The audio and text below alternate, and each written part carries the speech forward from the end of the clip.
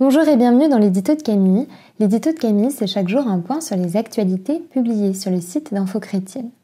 Aujourd'hui, lundi 7 mars 2022, courage et conviction. Les actualités du jour nous montrent des exemples de personnes qui ont le courage de leurs convictions. Elle s'appelait Anastasia Yalanskaya, elle avait 26 ans et elle était restée à Kiev en dépit du danger pour aider les autres. Elle a été tuée vendredi 4 mars avec 2 autres bénévoles alors qu'elle livrait de la nourriture dans un refuge pour chiens qui était sans ressources depuis 3 jours. Sa voiture a été prise pour cible par l'armée russe. Découvrez sa bouleversante histoire sur le site d'Info Chrétienne.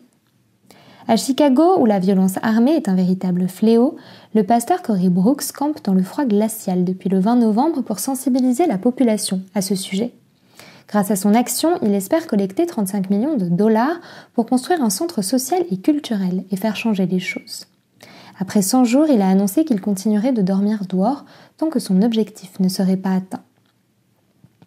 Cela pourrait prendre 1 semaine, cela pourrait être 1 mois, cela pourrait être 6 mois, une autre année, je ne sais pas, mais peu importe le temps que cela prendra. Je vais rester ici, jusqu'à ce que nous ayons chaque centime, a-t-il déclaré.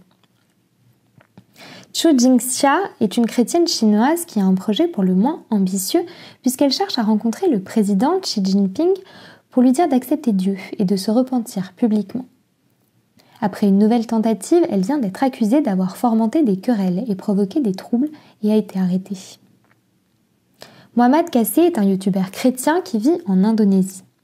Ancien musulman devenu chrétien en 2014, il a été incarcéré pour blasphème suite à la publication d'une vidéo sur YouTube au mois d'août dernier. Les procureurs indonésiens ont requis une peine de 10 ans de prison contre lui.